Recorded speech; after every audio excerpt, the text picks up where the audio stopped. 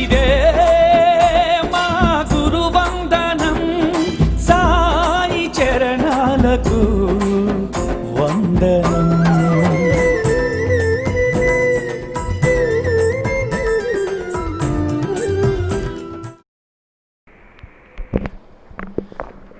ఉపాసిని మహారాజు ఈ స్తోత్రాన్ని తన అనుభవపూర్వకంగా రాసినటువంటిది. సాయి రూపధర రాఘవోత్తమం, భక్తకామ విబుధం ధ్రువం ప్రభుం.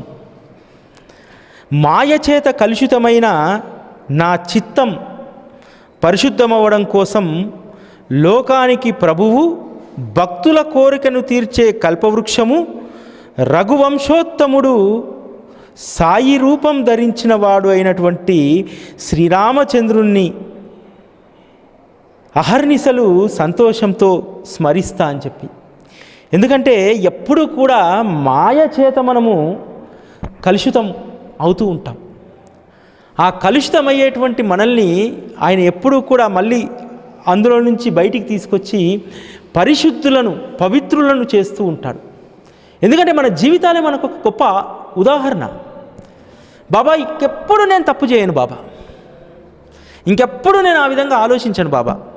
ఎంత సమయం, ఎంతకాలం? కొంతమందికి రోజులు, కొంతమందికి అయితే గంటలు, నిమిషాలు. మళ్ళీ మనం మన యొక్క నైజాన్ని ప్రదర్శిస్తూనే ఉంటాం. ఎందుకంటే మాయ అనేటువంటిది ఎప్పుడూ కూడా మనల్ని ఆవరిస్తూ ఉంటుంది. ఆ మాయలో పడి మనము కొట్టుకుపోతూనే ఉంటాం. ఎందుకంటే ఆ రోజు బాబా సాన్నిధ్యాన్ని అనుభవించినటువంటి వాళ్ళే దీన్ని అనుభవపూర్వకంగా తెలుసుకున్నారు. మనం ఎంత ఏం చేస్తారు తాత్యా కోతే పాటిలు? తాత్యా కోతే పాటిల్కు బాబాకు మధ్య ఒక అద్భుతమైనటువంటి సాన్నిహిత్యం, ఒక గొప్ప చొరవ, నువ్వెంత అంటే నువ్వెంత అని మాట్లాడుకునేటువంటి సాన్నిహిత్యం. అంత సాన్నిహిత్యాన్ని భగవంతుడు తాత్యాకు ఇచ్చాడు. ఇవ్వగానే, ఎందుకంటే తాత్యాను చావడి ఉత్సవం మొత్తం ముగిసిన తర్వాత చిలుమిచ్చేసి లాంతరు తగ్గించేసి వెళ్ళిపోయే ముందు నన్ను చూస్తూ ఉండు, కాస్త కనిపెట్టుకొని ఉండు, నన్ను రక్షిస్తూ ఉండు, అప్పుడప్పుడు వచ్చి చూసిపోతూ ఉండు, నాకేమన్నా అయిద్దేమో అంటే ఒక నేను నీ వాడను అని చెప్పడానికి బాబా ఆ రోజు తాత్యాకు, మనకు కూడా ఈరోజు కూడా మనం కూడా ఆందోళన చెందుతూ ఉంటాం. అరే రే, మధ్యాహ్న హారతికి వస్త్రం కట్టామే బాబాకు, సాయంత్రం హారతికి మార్చకపోతామే, ఒక తపన. అంత సాన్నిహిత్యం కలిగి ఉండి సాక్షాత్తు పరబ్రహ్మ అని చెప్పి తన తండ్రి తల్లి ఇద్దరు కూడా, కోతేపాటిల్ అండ్ బైజామా ఇద్దరు కూడా బాబాను పరబ్రహ్మ స్వరూపంగా చూశారు. బాబా మాట జవదాటేటువంటి వాళ్ళు కాదు. అటువంటి తాత్య అనేక సందర్భాల్లో బాబా మాటను లెక్క చేయకుండా ఉన్నటువంటి సందర్భాల్లో బాబా చిన్న చిన్న పాఠాలు నేర్పించి ఏ విధంగా నిదర్శనం ఇచ్చారు.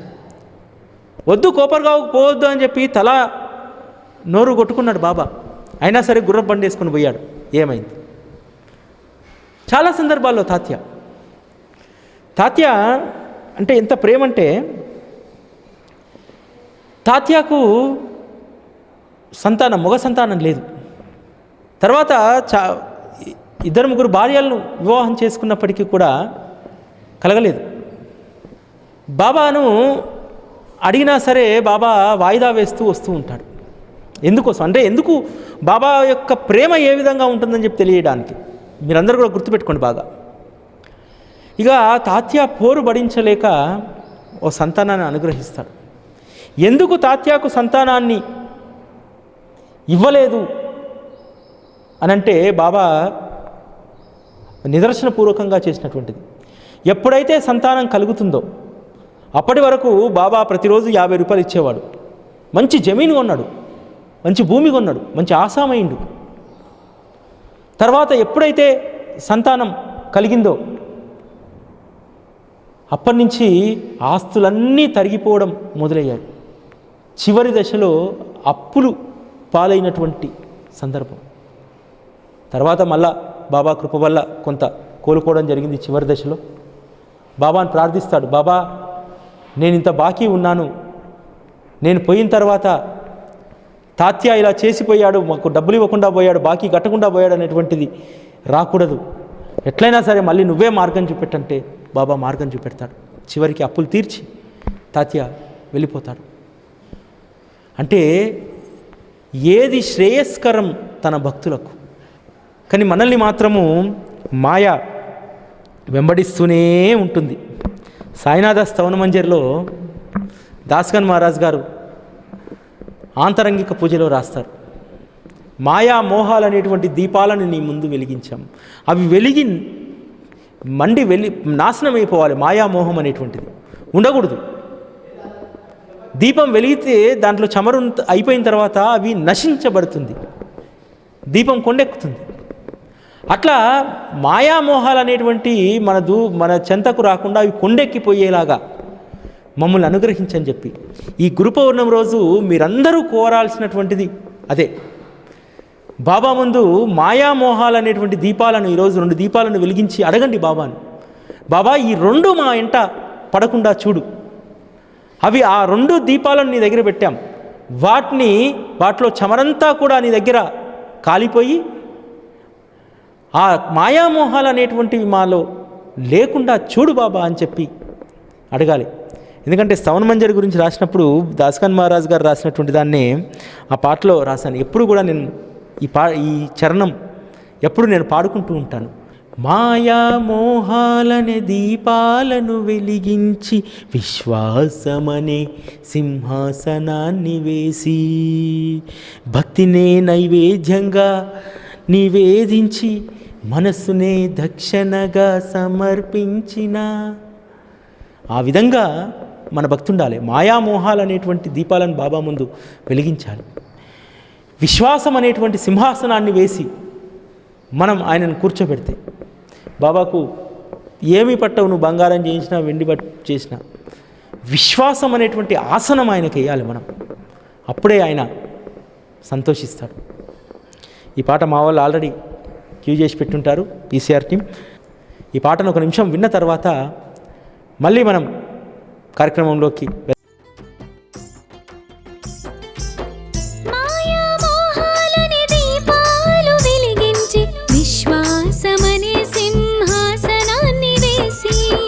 భక్తినే నైవేద్యంగా ప్రేమతో నివేదించి మనస్సునే దక్షిణగా సమర్పించి సాయిని మదిలో నిలిపే మంత్రం శ్రీ సాయినాథ స్తవన మంజరి, శ్రీ సాయినాథ స్తవన మంజరి.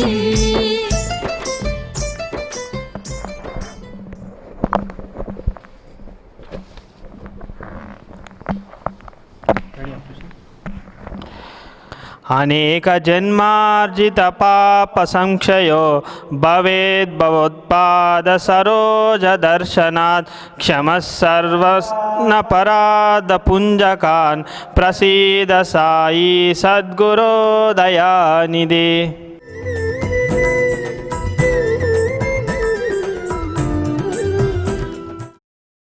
బాబాని ఎప్పుడు కూడా ఉపాసనీ మహారాజ్ గారు కనుక వేడుకున్నట్టు సద్గురు సాయినాథ దయానిధి అనేక జన్మలలో ఆర్జించినటువంటి పాపాలను మీ పాద సరోజ దర్శనం చేత మా అపరాధాలన్నింటినీ కూడా దయతో క్షమించండి, మా పట్ల మీరు ప్రసన్నులు కండి అని చెప్పి వేడుకుంటారు ఉపాసనీ మహారాజ్. మనం కూడా ఎప్పుడూ కూడా బాబాను ఏమి కోరుకోవాలి? ఆయన యొక్క దర్శనమే మనకు ఒక గొప్ప భాగ్యం. ఆ భాగ్యము మనము ఎట్లా పొందగలిగాం? పొందినటువంటి దాన్ని మనం ఏ విధంగా ఈ జన్మలో మనం ఆ ప్రయోజనాన్ని ఎంత మట్టుకు మనం పొందగలుగుతున్నాం? మనము పొందినటువంటి దాన్ని అనుభవించడం అనేటువంటిది మనకు బాగా తెలుసు. ఏదన్నా మంచిగా ఇల్లు కట్టుకున్నాం అనుకోండి, లగ్జరీస్గా ఎంజాయ్ చేస్తాం. కారు కొనుక్కుంటే పని ఉన్నా లేకున్నా రకరకాలైనటువంటి పనులు పెట్టుకొని ఆ లగ్జరీస్ను ఎంజాయ్ చేయడానికి వెళ్తూ ఉంటాం. మరి బాబా యొక్క సాన్నిహిత్యం కూడా మనకు అటువంటిదే కదా. మనం ఎంతవరకు దీన్ని అనుభవిస్తున్నాం, ఎంతవరకు మనం లౌకికంగా చెప్పుకోవాలంటే ఎంతవరకు ఎంజాయ్ చేస్తున్నాం బాబాతోటి. బాబాతో ఎంజాయ్ చేస్తే ఏ విధంగా ఉంటుంది అంటే, నేను ఆ స్వానుభవం చెప్తాను. గురు పౌర్ణమికి సంబంధించి ఈ సంకల్పం తీసుకున్నప్పుడు 3 రోజులు పారాయణ, 51 అధ్యాయాలు, తర్వాత ఇంతమంది గోత్రనామాలతోటి. ఎందుకంటే కృతజ్ఞత అనేది చూపకపోతే బాబా సంతోషించాడు. ఎందుకు కృతజ్ఞత చూపెట్టాలి? ఎందుకనంటే ఈరోజు సాయి టీవీ నూతన ప్రాంగణ నిర్మాణం కోసము ఇట్లా ఒక 2100 గురుదక్షిణ పంపమనగానే ఎక్కడెక్కడి నుంచో, నెల్లూరు ఎక్కడ, వైజాగ్ ఎక్కడ, తూర్పుగోదావరి ఎక్కడ, కర్నూలు ఎక్కడ, హైదరాబాద్ ఎక్కడ, అనేక ప్రాంతాల నుంచి ప్రేమపూర్వకంగా నాకు ఇందులో మొత్తం దాదాపు ఒక 1000 మందో 1100 మందో పంపించుంటారు. అందులో ఒక 100 మంది నాకు నిజంగా వాళ్ళకు పాదాలకు నమస్కారం. ఒక ఆవిడ ఫోన్ చేసింది, అమ్మా పంపించారు కదా గోత్రనామాలు చెప్పండి అంటే, నేను పంపించినట్టు ఆయనకు తెలియకుండా ఉంటుందా? అంటే నేను పంపించానని చెప్పి ఆయనకు నేను చెప్పుకోవాలా? ఎవరి కోసం పంపించాను? మీకోసమైతే నేను పంపించలేదు, ఆయన కార్యక్రమం కోసం నేను పంపించాను. నిజంగా నాకు ఒళ్ళు దడదరించిపోయింది. అంటే బాబాను పూర్తిగా ఆస్వాదిస్తే, బాబా యొక్క సాహచర్యాన్ని అనుభవిస్తే ఇట్లా మారుతారు, ఈ విధంగా ఆలోచిస్తారు. అట్లా చాలామంది నాతో అన్నటువంటి వాళ్ళు ఉన్నారు. నిజంగా నాకు చాలా ఆశ్చర్యం వేసింది. ఎందుకంటే ఓకే, మన కాలనీలోనో, మన పక్కింట్లోనో, లేకపోతే మన పక్క కాలనీలోనో, పక్క గ్రామంలోనో ఏదైనా నిర్మాణం జరుగుతుంది బాబాకు సంబంధించి అంటే ఇచ్చామంటే ఓ లెక్క. కానీ కొన్ని 100 మైళ్ళ దూరంలో ఉన్నటువంటి సాయి టీవీ ఎవరికి ఎవరం తెలియం. నేను ఎందుకు అందరి భక్తుల్ని ఒకే ఘాటన కట్టను అంటే, ఈరోజు ఈ నిర్మాణం కోసము ఎవరైతే మీ యొక్క ప్రేమపూర్వకమైన దక్షిణ ఇచ్చారో నిజంగా వాళ్ళు బాబాను బాగా అర్థం చేసుకున్నటువంటి వాళ్ళు. ఎందుకనంటే చాలామందికి మన బాబా భక్తులందరికీ కూడా మనకు ఒక సహజంగా ఒక ఆలోచన దృక్పథం ఉంటుంది. షిరిడీలో ఇస్తేనే అది బాబాకు చెందినట్టు. నెంబర్ 1 ఒక దృక్పథంతో ఉన్నటువంటి వాళ్ళు. నెంబర్ 2 ఎక్కడో మా కంటికి కనిపించిన దానికోసం మేము ఎందుకు ఇవ్వాలి, మా ఊళ్ళో మా గుడి లేదా? ఎస్, అంటే ఈ ఆలోచన దృక్పథంలో ఉన్నటువంటి వాళ్ళు ఎక్కువ మంది. ఎందుకనంటే ఈరోజు 2500 మంది మనకు అవసరం. 2500 ఎస్ఎఫ్టీ నిర్మాణానికి 1200 మంది పైచీలకు వచ్చారంతే, అంటే 50%. కానీ ప్రతిరోజు బాబా హారతిని చూసేటప్పుడు మాకు మెజర్మెంట్ ఉంటుంది.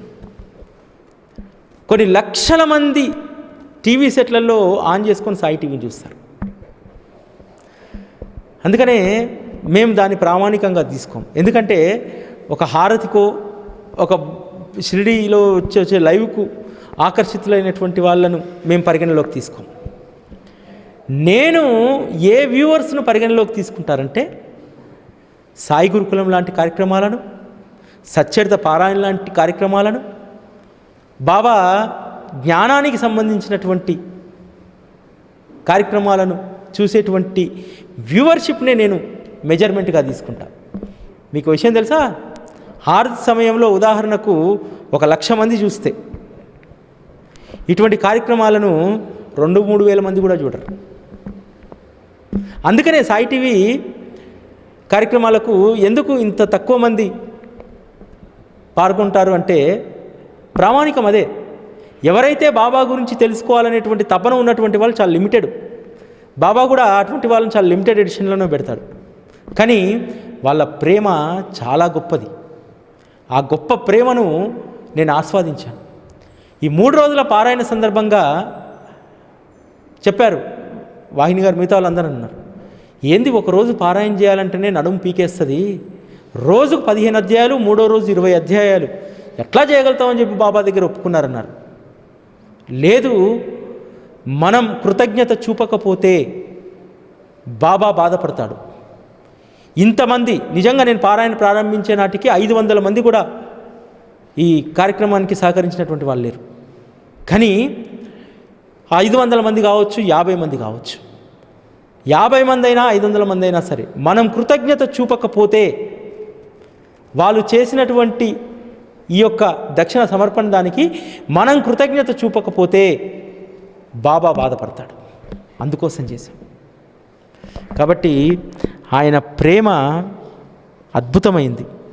అందుకనే కేవలం ఆయన ఎక్కడో ఉండడండి. అందుకని నేను ఈ పాటలో అప్పుడు బాబాగారి మహాసమాధి సందర్భంగా రాశాను.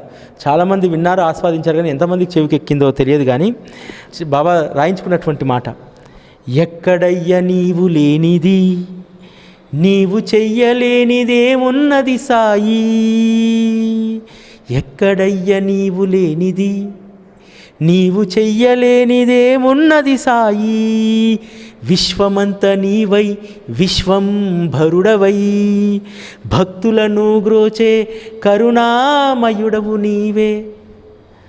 ఇంత అద్భుతమైనటువంటి ఆయన సాన్నిధ్యం. ఒకసారి మా వాళ్ళు ఆల్రెడీ క్యూ చేసి పెట్టుంటారు, ఒకసారి ఆ పాట విన్న తర్వాత మమ్మల్ని లాలిస్తూ పరిపాలిస్తూ మా జీవన సహచరుడవయ్యా వాసాయి, ఎక్కడయ్య నీవు లేనిది, నీవు చెయ్యలేనిదేమున్నది సాయి, ఎక్కడయ్య నీవు లేనిది, నీవు చెయ్యలేనిదేమున్నది సాయి, విశ్వమంత నీవై విశ్వంభరుడవై, భక్తులను గ్రోచే కరుణామయుడవే నీవే సాయి, సాయి సాయి, సబ్కా మాలిక్ ఏక్ అంటూ విశ్వమంతటిని ఏకం చేసిన నీ సజీవ సమాధికి ఇదేమా సమారా.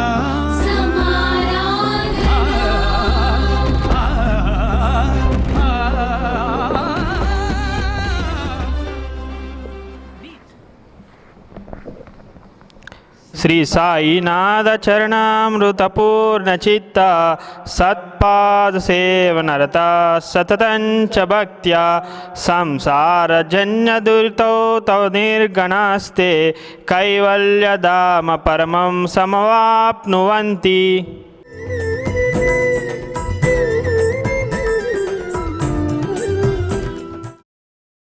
బాబాగారి యొక్క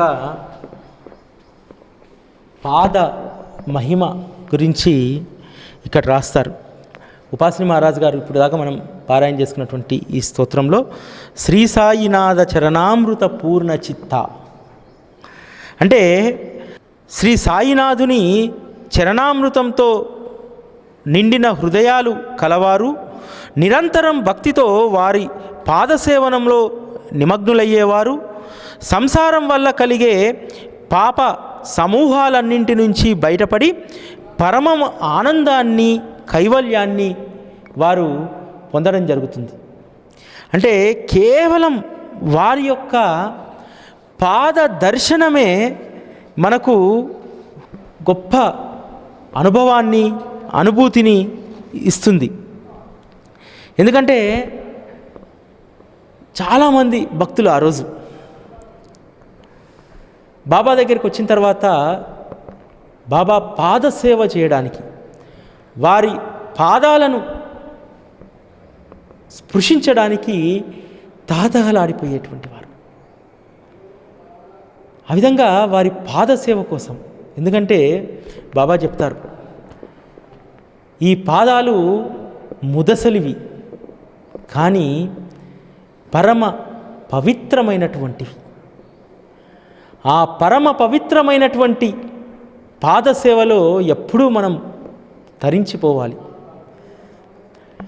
ఎందుకంటే సచ్చరితలో చెప్తారు, బాబా యొక్క ప్రకాశం చూడాలంటే వారి యొక్క బొటనవేలు దగ్గర ఉన్నటువంటి ప్రకాశాన్ని మనం దర్శించాలి. చూపుడు వేలుకు మధ్య వేలుకు మధ్యన కనిపించేటువంటి ఆ బొటన వేలును మనం దర్శిస్తే అద్భుతమైనటువంటి ప్రకాశాన్ని బాబా ప్రకాశాన్ని మనం చూసినట్టు. చాలామంది బాబా చరణాలంటే చాలామందికి ఇష్టం. గురుస్థాన్లో ఒక గొప్ప అదృష్టం ఉంది మనకు. గురుస్థానం దగ్గర మనం ప్రదక్షిణ చేస్తూ ఉంటాం. అంటే అవి బాబా భగవంతుని పాదుకలు అన్నారు, కానీ అవి బాబా పాదుకలే. ఎందుకంటే బాబా మీద ఇష్టంతో ఆ రోజు అక్కల్కోట మహారాజుకు పాదుకలు చేయించాలనుకున్నటువంటి కాంపౌండర్ వారు బయ్యాజీ అనేటువంటి ఆయన బాబా గారి కోసం పాదుకలు చేయించాలనుకుంటారు. వేప చెట్టు బాబా గారి యొక్క గొప్పతనం తెలియజేసేలాగా ఆ పాదుకలు వేప చెట్టు మొదట్లో ప్రతిష్ఠించబడ్డాయి. మనమందరం కూడా తిరుగుతూ ఉంటాం. తిరుగుతున్నప్పుడు బాబా పాదాల చుట్టూ ప్రదక్షిణ చేయడం అనేటువంటిది గొప్ప అదృష్టం. ఈసారి గురుస్థాన్ ప్రదక్షిణ చేసినప్పుడు బాబా పాదాల చుట్టూ ప్రదక్షిణ, మన జీవితం కూడా ఎప్పుడూ ఆయన పాదాల చుట్టే తిరగాలి. ప్రపంచంలో ఇతరం ఏది కూడా మనకు పట్టకూడదు, కేవలం బాబా యొక్క పాదాలు మాత్రమే. ఎందుకంటే ఎంత గొప్ప విశేషం అంటే, వేప చెట్టుకు మకరంద నద్దిన మధురామయి. వేప చెట్టుకు అద్భుతమైనటువంటి మకరందాన్ని నద్దినటువంటి మధురామయి. ఎందుకు ఆ వేప చెట్టు మధురంగా ఉంటుంది? వేపాకు ఒగరుగా కదా ఉండాలి. ఎందుకు వేప చెట్టు మధురంగా మారింది? ఆ పాదుకలు బాబాకు నీడనిచ్చినటువంటి చెట్టు. నిజంగా చాలా అద్భుతంగా అనిపిస్తుంది. మరొక్కసారి గురుస్థాన్ను, ఆ షిరిడి పరిసరాలను ఒక్కసారి స్మరించుకోవాలనిపిస్తుంది. మా వాళ్ళు ఆల్రెడీ రెడీ చేసి ఉంటారు. ఆ వేప చెట్టుకు మకరంద నద్దినటువంటి ఆ మధురామయ్య గురించి ఒక నిమిషం ఆ పాట విని బాబా గారి యొక్క స్తోత్ర పారాయణతో మళ్ళీ మరికొంతమంది గోత్రనామాలతోటి బాబాను అర్చించుకుందాం. నద్దిన మధురామయి ధుని ద్వారకమయి.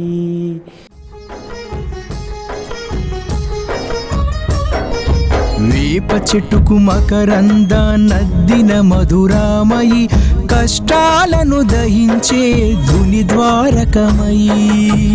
కటిక చావడిని పట్టు పాన్పును చేసిన దయామయి, ఎంత ఘనమైనది నీవడి బంగారు తల్లి షిరిడి షిరిడి షిరిడి షిరిడి. నీకు వందనం నీకు వందనం షిరిడి పురమే నీకు వందనం.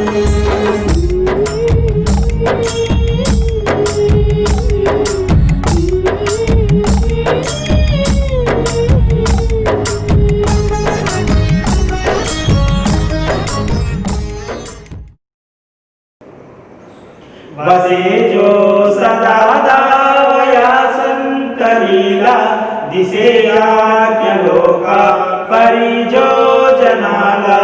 परियंतरी ज्ञान कैवल्यदाता, नमस्कार साष्टांग श्री साईनाथा.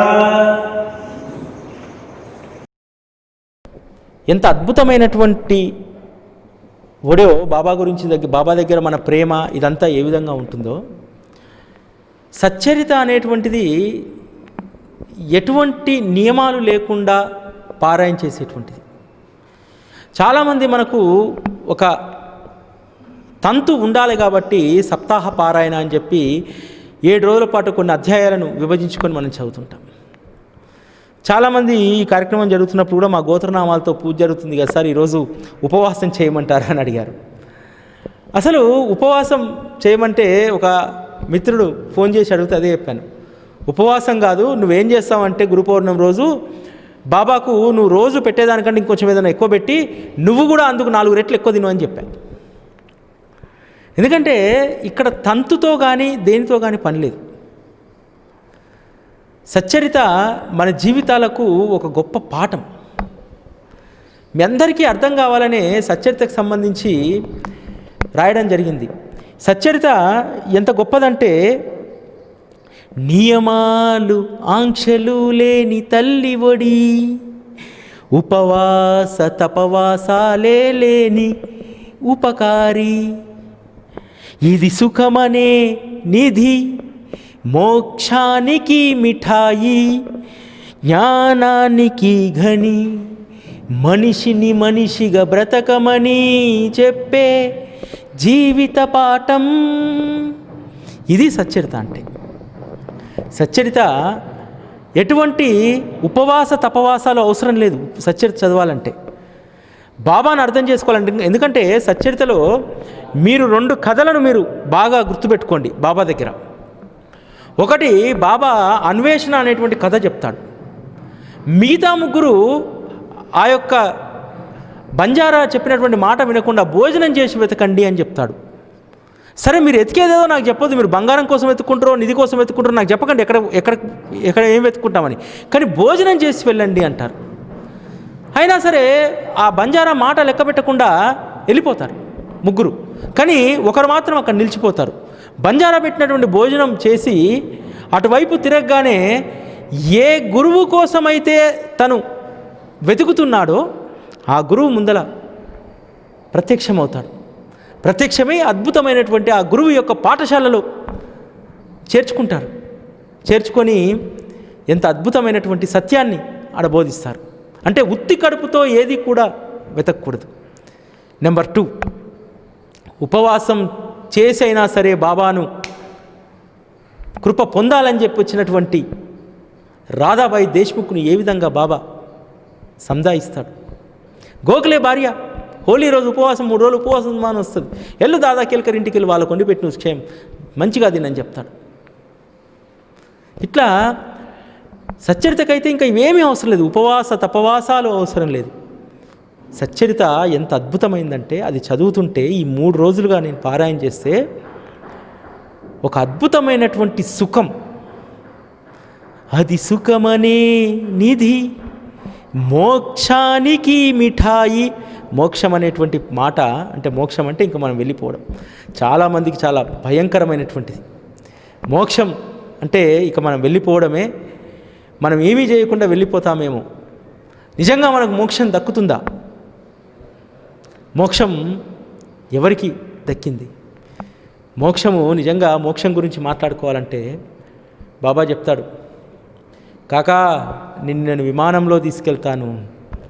రైలు ప్రయాణం చేస్తూ సునాయాసంగా హేమాడ్ పంత్ ఒడిలో పడుకుంటాడు. హేమాడ్ పంత్ కూడా అంతే, ఏమీ లేకుండా ఊరికేనే సచ్చరిత రాస్తూ ఇంకా పూర్తి కాలేదు. అద్భుతమైనటువంటి కైలాస లోకానికి ప్రయాణమవుతాడు. అద్భుతమైనటువంటి మోక్షానికి మిఠాయి లాంటిది. మోక్షం సాధించడము, మోక్షం పొందడం అనేటువంటిది చాలా కష్టతరమైందని చెప్తారు కదా. నాకు అనిపించింది ఇది మోక్షానికి మిఠాయి, జ్ఞానానికి ఘని. అద్భుతమైనటువంటి ఈ 4 మాటలు పాట రూపంలో విని, నియమాలు ఆంక్షలే లేని తల్లి ఒడి, ఉపవాస తపవాసాలే లేని ఉపకారి, ఇది సుఖమనే నిధి, మోక్షానికి మిఠాయి, జ్ఞానానికి ఘని, రుణబంధాలకిది రుజువు, విశ్వాసానికి ప్రతీక, మనిషిని మనిషిగా బ్రతకమని చెప్పే జీవన సారం. धरावे करीसान अल्पज्ञ बाला, करावे अमादन्य चुंबो निगाला, मुखी गाल प्रेमे कराग्रास आता, नमस्कार साष्टांग श्री साईनादा.